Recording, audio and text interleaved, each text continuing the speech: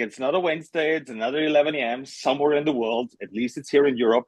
Welcome to the show. We have a couple of really good questions. So without further ado, let's get started. Hi everyone. So we got a question on one of your floor press videos, where you mentioned that for you, the bench press started making sense once you understood that it's not a pec exercise, but a tricep exercise. So first of all, a very controversial topic. Nope. Um, so please elaborate. Okay, so first things first. This is not on me. Like this is not my invention or my idea whatsoever. I've watched way too many powerlifting videos where maybe they're not saying it that up front, that pressing is actually about using your triceps more than your pec. But once you go in, read in between the lines or go into the details, they're actually saying it. So this is not on me. This is world class people saying this. But I'm trying to translate it as always for us, for normal people, for normal coaches who are seeing people twice or three times a week. Okay, so what does that mean? So pressing is for the triceps and not for your chest. Let's break it down. Let's start with the easiest press that is out there. Let's start with the push-up, right? So the nature of the push-up is like think about being on the bottom of on the floor. So that's the starting position of your push-up, and then you have to press yourself up. So what are the functions of the big muscles? What is the function of the pec? The pec is a stabilizer in your shoulder. So that means whenever I'm in that's imitating my bottom position of a push-up. I'm not afraid. Whenever I'm in that position, that means my pec is stretched, right? So when my push-up bottom position is like this means I have full, however the Latin word is, I don't care. It's fully stretched. That also means your pec cannot move somewhere else without your shoulder doing something. Okay, so from here, all I want to do is extend my arms and go all the way up. Before we go into the details here, there's a difference between a push-up, which is, I call it an unloaded movement. The scientists out there would say this is totally false, and they're kind of correct. So I'm referring to unloaded being like body weight movements. And on the other hand, it's like a 300 kilo bench press, right? So that's the spectrum I'm talking about. Body weight exercise, yes, I know it's technically loaded, but I call it unloaded. Or you're going to use additional weight, whether that's your wife on your back or a barbell on your chest, right? I hope the barbell's heavier than the wife. Um, Sweet. So the pec is for stabilizing the shoulder. That means the pec's task in a push-up is to keep your shoulder in the same place. We talked about the shoulder on the last couple of calls, which means I don't want my shoulder, the heavier the weight gets, the less I want my shoulder to actually go from behind the shoulder, so pinching your shoulder blades together, to all the way to the front, your shoulder blades retracting or going out to the sides. The less weight is on your body, the more your shoulder should and can move. The heavier it gets, think about a bench press, the zero movement should happen in your shoulder, right? So push up, how I coach a push up is super simple. Press up. That's all I'm saying. Don't go on your knees. Don't do anything funky. Do a little bit of a snake movement. Like that's totally fine. What I always start in the push up is like bring your hands quite narrow in and try to go with your hands like as low to your belly button as you can. The further you go out, the more you have on your shoulder. The further you go down, the more you have to engage the pec as a stabilizer and the triceps to actually press down. Right? So that's the body weight side of things. Let's move on to the other side of the spectrum. And once again, there's a lot of stuff in between, and I'm only talking about the two extremes here. Let's talk about a 1 rep max bench press. So you pressing 300 kilos on a bench. That means you lower the bar. That means your shoulder stays down. Your shoulder blades are pinched together. There's nothing moving. Once you reach the end, that means the barbell hits the chest.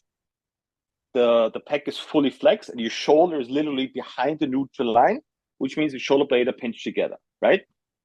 What usually happens, especially with newbies, is once you start pressing, you either initiate pressing with your shoulder or with your pec. How do I know? If the pec is fully stretched at the bottom and then you use your pec, that means the chest is going to go into this direction again. So the shoulder will come forward and you will shorten your pecs again. That's how you know you're using your pecs and not your triceps. What is the goal? The goal is to keep your pecs fully stretched, to keep your shoulder back, and actually just use your arms to press up. And guess what you need for extending your arms? There it is, the triceps. So that's the main difference. And why is that so important? Again, I'm gonna say it like 100 more times today. Why is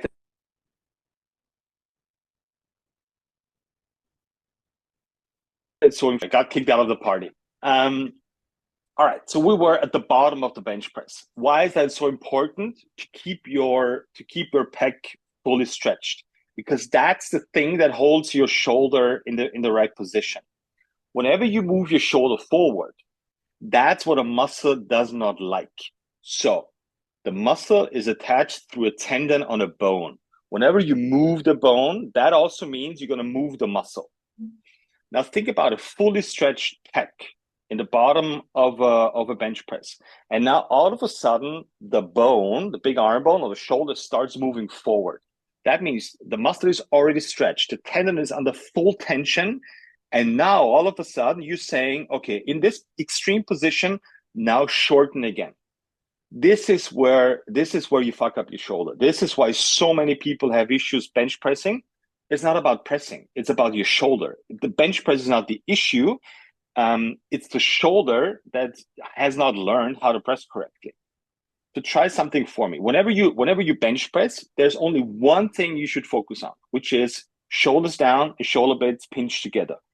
That sounds so much simpler as it actually is, because when you're lacking strength in your triceps, you wanna move your shoulder forward so bad. And that's where like the biceps tendon starts bitching, like AC joint starts bitching. That's where your neck starts bitching, because apparently muscles don't like to move under tension in the opposite direction. It's almost like you're going like 200 kilometers per hour on the highway, and all of a sudden you're pulling the brakes. That's literally how and do a turnaround. That's literally how your pecs feel. And the weakest link in that whole equation is always, always, always the tendon, right? So whenever you snap something, it's either the tendon, but not the tendon itself. Like exactly the bridge between like the end of the muscle belly. That's not a very good technical explanation, but you get the point. So the tendon inserts into the muscle, and exactly where that stuff happens, this is where tears actually happen. So how to reverse all of this? Because Alpi on Instagram asked, well, should I do more triceps work then? Which would make kind of sense. But that's not how it works. How can you reverse going from using your pecs in a press to a triceps? The point is we have to teach our body. This is not about assistance work here.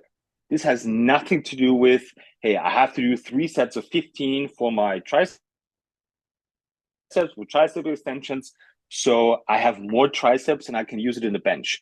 Well, funny enough, this is not how the body works, because what we have to do is we have to unlearn the pattern that we used until today and learn a new one, which means shoulder stays in place, and then you have to use the triceps. And that's where muscles actually start growing. And that's the fun part. So there's 2 ways to grow your triceps. One is the bodybuilding way, which obviously works because bodybuilders have like huge triceps, but that's not, I hate the word functional, but that has nothing to do with can you use a triceps in a pressing motion. That is exclusively about their job, which is defining muscles and making it look awesome. That's their job, and as big as possible. Whether you're solving bench press or shoulder problems, where the main task is, okay, how can I teach someone to start using the triceps and not using the pecs anymore? This has nothing to do with assistance work. It's okay to do assistance work to kind of get a feeling where your triceps is. Basically, everyone knows where your triceps is, but the more precise you'll be on the shoulder position, then your triceps will work and then will actually start to grow. it's almost as the body has a plan that stuff is going to grow when you're actually using it in the right manner, so to speak. So coming back to our main principle, teaching position with tension, position of the shoulder plus tension in the triceps equals hockey stick progress for your bench press. And if there's some shoulder pain, trust me, it's going to go away really, really fast once you understand what you should be actually doing while pressing.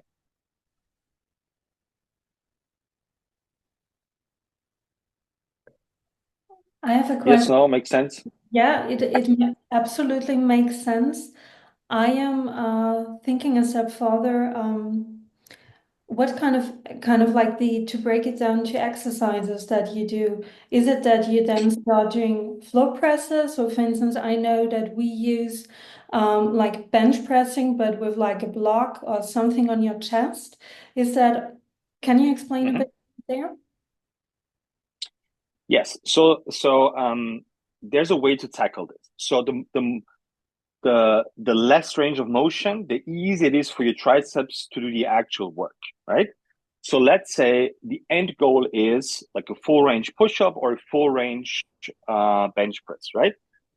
But we have to start somewhere. So either we start with floor presses. That means your elbow is just going to start roughly at what is that, chest height or wherever the floor is.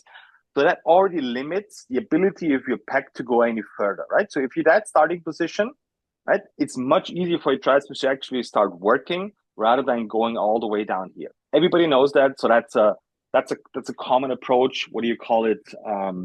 Floor press or dead stop pressing. Always the same principle. Limit the range of motion to get your triceps going, but never forget what the end goal is: bench press and push up. So in my training, for example, I let me think real quick. I never bench press. That means I'll never well, at least in that phase, I will never ever let my elbows past my upper body because I'm a really bad presser. That's why I'm focusing on it. So whenever I'm pressing, whether that's a floor press with a neutral grip like a Swiss bar or uh, different other kind of bars, I always start um, elbows roughly, what's that, 90 degrees or stuff like this, right? So that helps me train to use more triceps than the pec. And but maybe you're the other way around. Maybe your triceps already works great, but you have a different issue on the bench press. So this works for me. This is how I'm fixing my bench press. What I mean by fixing, uh, using more weight endlessly without shoulder pain. That's my definition of a measurable progress in bench press. And where do sandbags come in there in that whole equation? Sandbags are awesome for pressing. Mostly because if you do floor press, it's the same principle as with the bar. Just the floor just limits your elbows to going any further. Plus, you can apply pressure in between your hands, right? We have not talked about this yet. Let's dive a little bit into it. So whether that's a neutral grip, right? So that's a Swiss bar, whether that's a sandbag with an open hand grip, that helps through your hands finding the right muscles to begin with. If you press pronated with a barbell, like that works too, but it's so much harder to find the right tension. That means finding the lats on the way down, finding the triceps on the way up.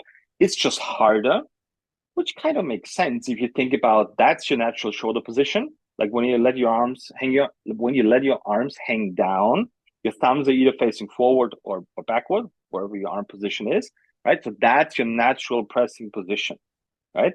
Whenever you do something else, for bowel pressing or this is going to change which muscles you're going to use. This is not good or bad. It's just a change of scenery. Make sense? So that's why a sandbag, for example, is awesome for pressing because you have to squeeze it and you have to use open hands. By the way, just because we're talking about sandbags, sandbag is the worst tool for pulling. The worst, right? Because I always get more and more questions about, hey, sandbag is such an awesome tool and I'll use it for everything. It's like, yeah, but it sucks for pulling. It's the worst tooling tool ever. Why? Because it literally limits how far you can move your elbows behind your upper body. Why? Because there's a sandbag, there's your chest, and you can only pull it up so far, right? So that limits the capability of your lats to actually do the pulling movement. So I'd rather have you use a barbell for pulling instead of a sandbag. So although my setup is black and white, the training world is not black and white. Barbells are awesome for stuff. Sandbags are awesome for stuff. There's a simple rule, which is don't be stupid, don't be afraid, and educate yourself. So don't be stupid doing always the same things. Don't be afraid to try new stuff, and then go and educate and see what works for you.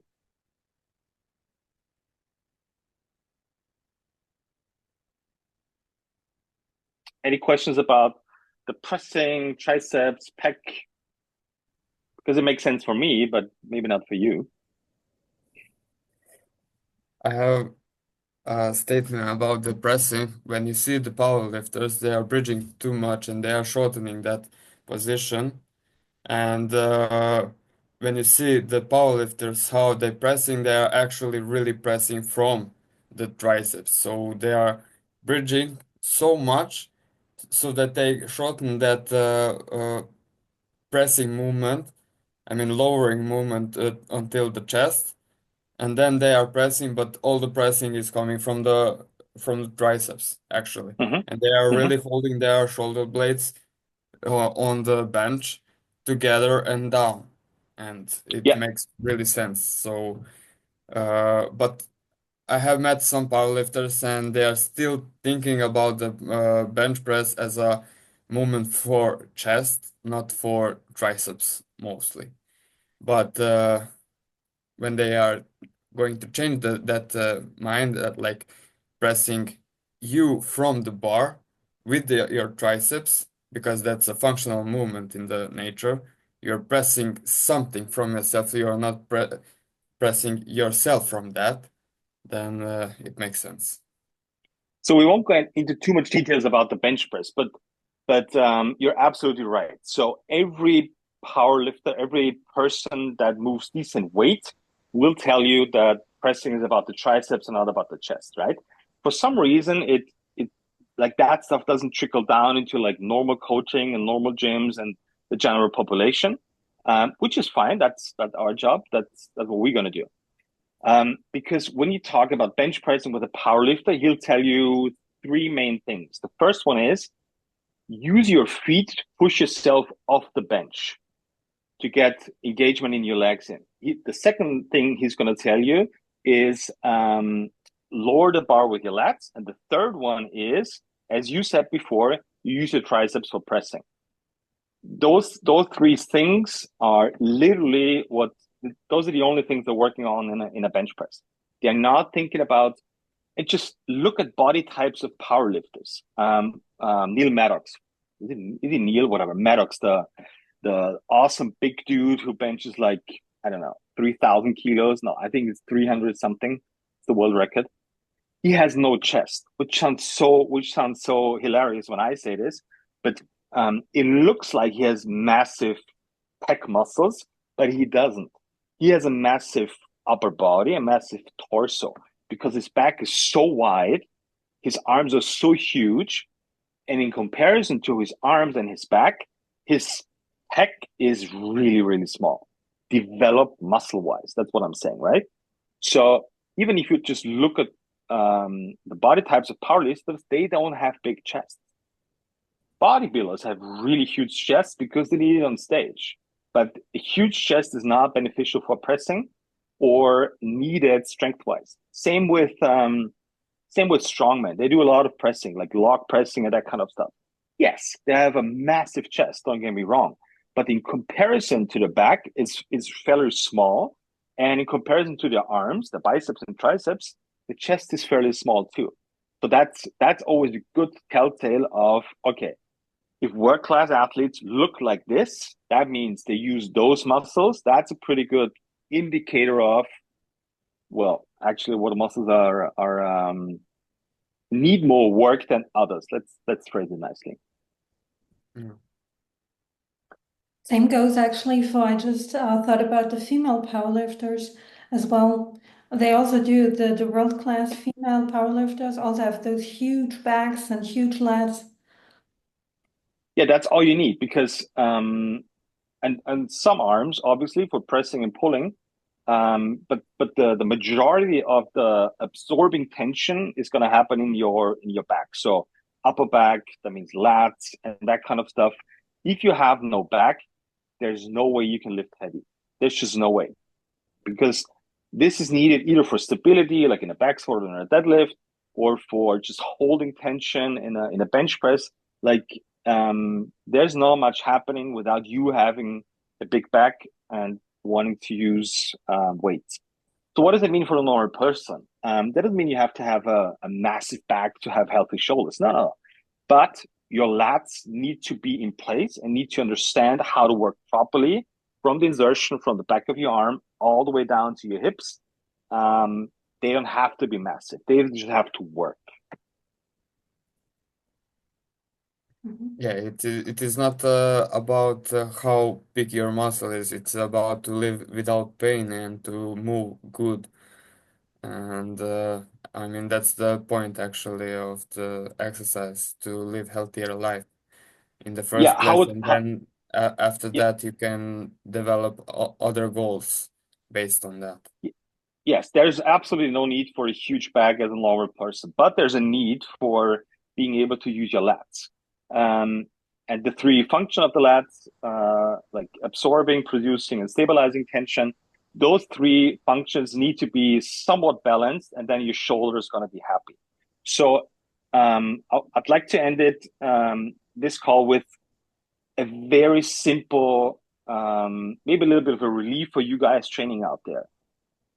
If you want to focus on one muscle in your upper body, because we have like chest and delts and biceps and triceps and lats and pecs and whatnot and neck, right?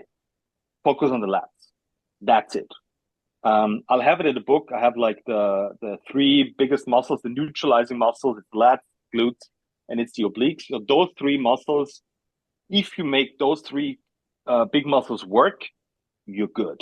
That's it. That's all you need to care about. You don't have to do like shoulder raises and curls and tricep extensions. Like no, no, no. This is advanced stuff. If you have more than 2 or 3 hours a week, it is absolutely not necessary. Zero. In general, assistance work for normal people, that means training up to like I do zero assistance work. So I train 4 or 5 hours a week, on average 4 hours. There's no need for assistance work. I'd rather have you do more, I hate the word compound exercises, but let's call them compound exercises, making the the assistance muscles work rather than isolating muscles and spending a lot of time there and nothing happens. Trust me, I've done this for years. My triceps never grew, my biceps never grew, didn't happen. My biceps actually started growing decently once I understood pull-ups correctly, once I understood how to do a rope pull correctly. And it's funny how your body kind of, I'm almost tempted to say, allows the muscle to grow once it realizes, okay, now you understood how the bicep should work, and now I'll let it grow. I know it's a little bit of a philosophical approach, but whatever. So focus on one thing on the upper body, it's the lats. All three jobs, producing, absorbing, and stabilizing. Stabilizing, think about doing like a farmer carry. Producing, think about learning how to do pull up. And absorbing, think about doing something like a floor press or separate floor press or anything where you have to lower weight towards your chest. Sounds good? Makes sense. I just need to add one thing more. Sure. Since we started to train, I mean, since I started to train in the gym, I had a pain in my right shoulder all the time, and I didn't know what to do actually. I did the openers and everything. It was a little bit better, but since I started to do the floor presses and the frame carries, frame actually, uh, the pain is gone. I mean, I had the cracking. I don't have any cracking more. I mean, a little bit sometimes, but really it's gone, and I'm really, really happy about that. Cool. So the first thing is no pain, Yeah, right? Because pain is something that goes way deeper than you think. Like you're spending so much energy when you're in pain. It's like you think constantly about it. You're adjusting your training. So it's just generally not good to be in pain, right? Who knew? What a surprise. So that's the first step. I can live with cracking. I can live with discomfort. I can live with everything but sharp pain as the first step in getting your shit together in training. What do you think made a difference? correct movement. Oh, that's such a bullshit answer. What does that mean? That Okay. that means that I lowered my ego and I started to move properly because I have learned the patterns basically like everybody else, but I never thought about more deepening those patterns Hmm. to go to how to place correct the all the muscles together, how to bring the joints together to the correct place. And I was a little bit also on the ego side that I need to lift a little bit more. You know, I don't want to lift as a trainer, I don't want to lift light weights. And that was also one of my issue, but I have uh, lowered that, and I believe that that is the thing that I'm listening. What is really actually the functional movement behind the movement. Good. So, big takeaway from today is um, there's two ways how to fix your shoulder. One way is you spend a lot of time and dig deep and figure out all the muscles. That's a great one. I would leave that to a coach. If you're somebody who just wants to train and get rid of shoulder pain, there's just exercises and more importantly equipment that is going to do the work for you once you understand how the floor press works, how whatever some neutral grip actually works. So if you have a lot of time, cool, spend time on it. If not, just do the templates. Then we have like the sexy shoulder saver on the traveling circus platform. Like that's literally all you have to do. If you want to dig deeper, I'm the first one. I'm the first one to explain everything. But if you're limited in time, do the shoulder template, fix your shoulder first, and then you can dig deeper and go into rabbit holes if you really like to. If you don't have enough time to dig into the rabbit holes, that's even better. Just go train, crush everybody, have a healthy shoulder, zero pain. And if you never understand why your shoulder is pain free, I don't care. As long as your shoulder is pain free. Cool. Cool. Makes sense. Sweet. Thank. That was a good one. I loved it. If there's any more questions about pecs, triceps, pressing, lats, upper body, lower body, bring the questions on. Just send it everywhere you find me on whether it's Instagram, on the Greg Circling Circus platform. My phone number is everywhere out there. Just bring on the questions and we can have long discussions and long talks about it because I think that's very much needed. As much as we do shorts and short clips and all that kind of stuff and showing exercises and doing templates, that's awesome. But I think the real gist is in longer conversations, going into details so you can literally understand what's going on, why it's going on, and because I truly believe in understanding stuff makes more sense than learning stuff by heart. Thank you. There we go. So see you guys next week. Bring on the questions and let's get and stay Grexy. Have a good one, guys.